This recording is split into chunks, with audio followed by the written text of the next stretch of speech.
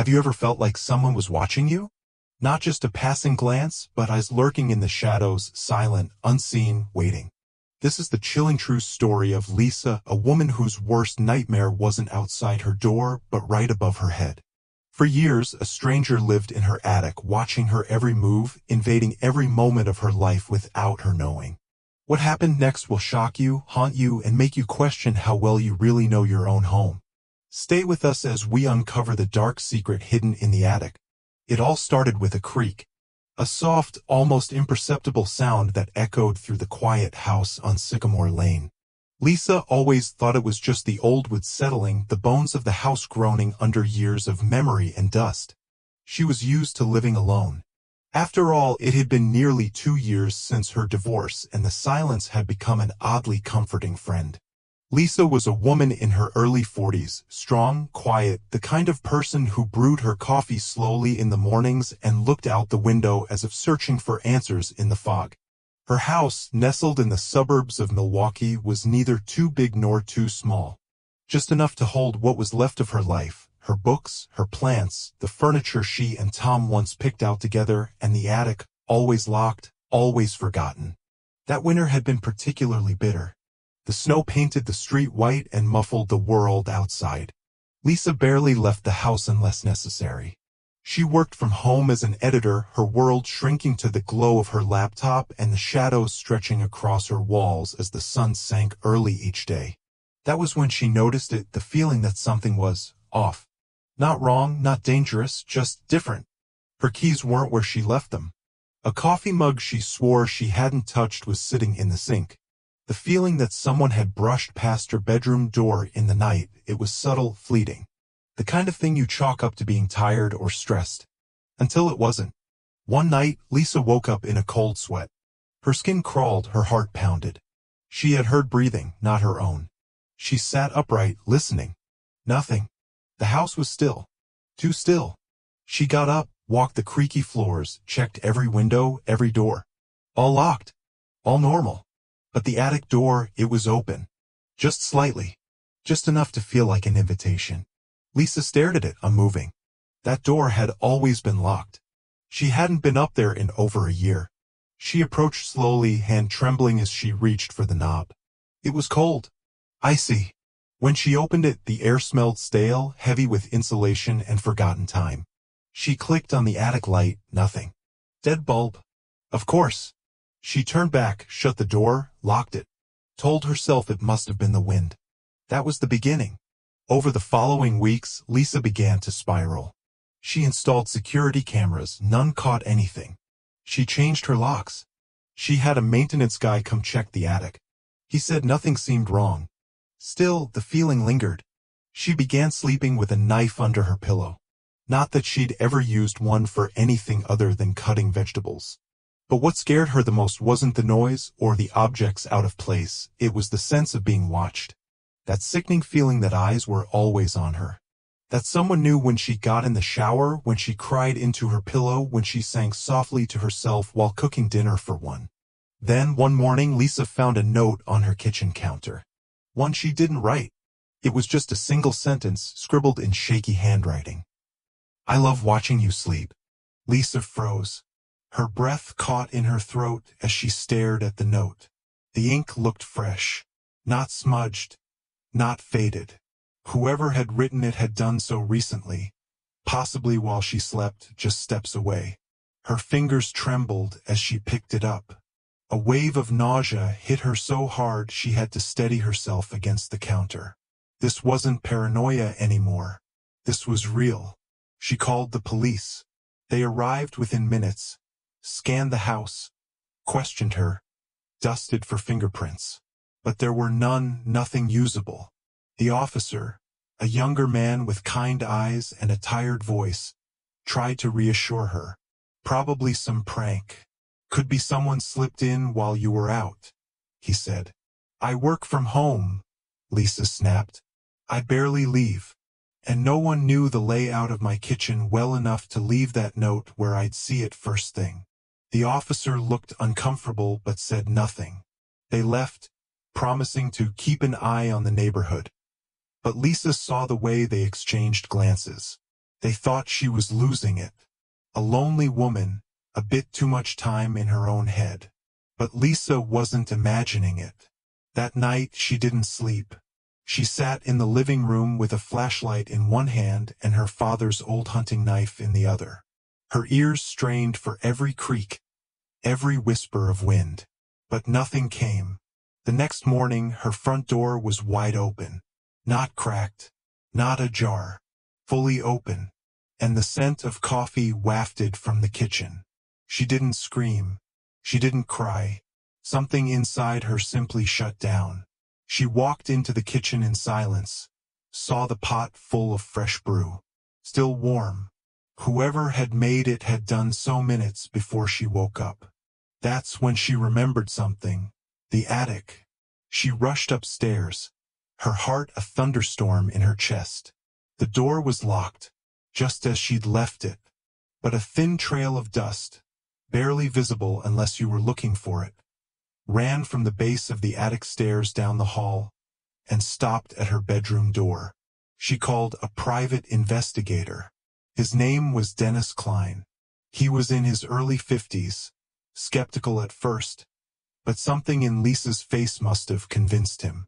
He installed hidden cameras throughout the house, ones far more discreet than the ones she'd put up. He checked for signs of tampering, entry points, loose floorboards. Days passed, then a week, and then he called her. "I have something you need to see." She met him at a local diner. He had a laptop with him and a look on his face she couldn't quite read. Part horror, part disbelief. He opened a folder labeled Sycamore Footage.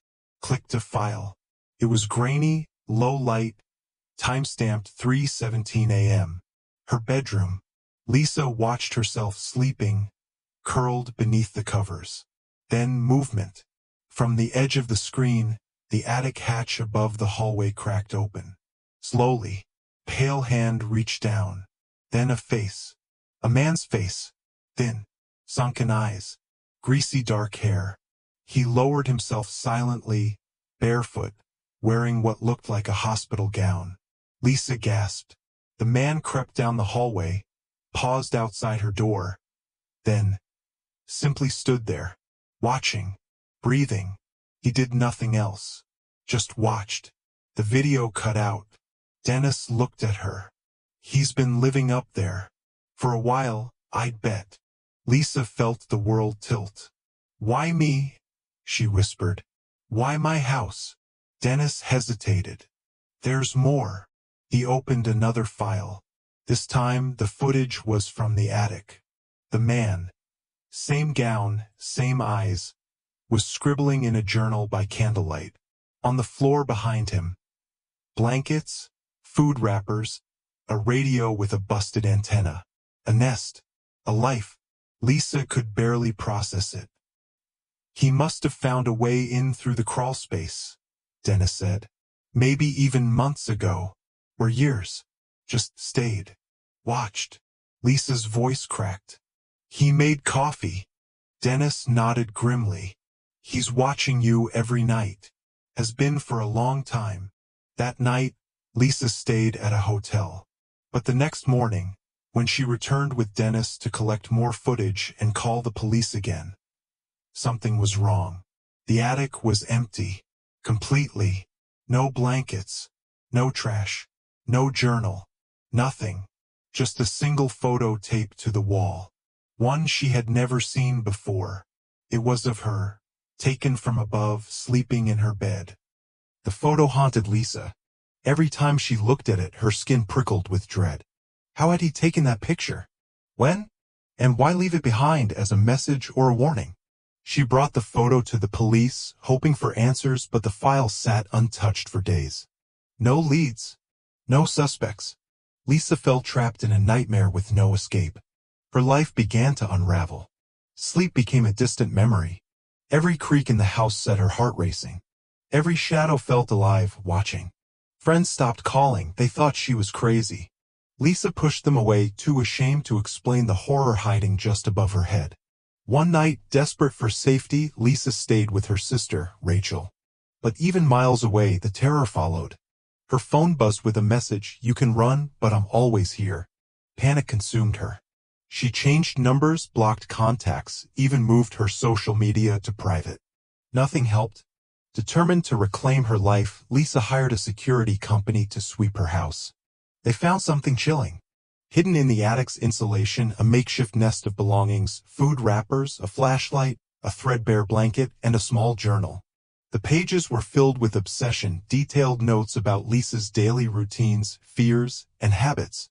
Reading through it, Lisa found entries like, she wakes at 6:15. Always drinks black coffee. Talks to herself when stressed. Fears being alone. It was madness written in ink.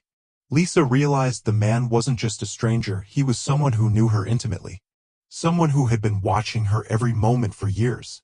She reported it all to the police. They launched a full investigation. Neighbors were questioned. Surveillance footage from nearby homes was collected. And then, a breakthrough. A man matching the description had been arrested for trespassing down the street months before Lisa's discovery. His name was Daniel, a drifter with a criminal record and a history of stalking. But no one had ever linked him to Lisa's house. When police searched Daniel's belongings, they found more photos. Pictures of Lisa. Taken from the outside, from the street, from across yards. Lisa shuddered. The nightmare was far from over. One night, as Lisa lay awake, she heard footsteps on the roof. Slow, deliberate. Above the attic. She grabbed her phone, dialed 911, and hid in the closet. The police arrived moments later, finding footprints on the roof and scratches near the attic vent. Daniel had been back. He hadn't left. He was still there. Lisa's life had become a fragile thread stretched to its limit. The knowledge that Daniel had returned and was still capable of sneaking into her home haunted every waking moment. Even with the police's presence and the new security measures, the feeling of safety was an illusion, a fleeting shadow she could barely grasp. The nights were the worst. She often woke drenched in sweat, heart pounding, convinced she heard footsteps or whispers just beyond the walls. The sound of the wind became a sinister song, each creak of the old house like a sinister breath breathing down her neck. Lisa found herself retreating further and further from the world, afraid to let anyone close, terrified the nightmare would reach beyond her home and into her life. Eventually, Lisa made the painful decision to leave her house for a while. She moved in with a close friend several miles away, but the sense of being watched followed her like a ghost. She constantly checked over her shoulder, jumped at sudden noises, and found little peace even in the crowded city streets. Her phone became a new source of terror. Strange messages appeared, always cryptic, always threatening. You can run, but you can't hide. I'm closer than you think. You belong to me. Lisa changed her number twice, blocked every unknown contact, even turned off social media completely. But the messages kept coming, each one chipping away at her sanity. Desperate to reclaim control, Lisa hired a private security firm. Experts swept through the house, installed advanced motion detectors, infrared cameras, and even a sound monitoring system. They searched for hidden spaces, loose floorboards, anything that could conceal someone. And then they found it. A loose panel hidden behind old insulation in the attic. Behind it was a narrow ventilation shaft, just large enough for a person to crawl through.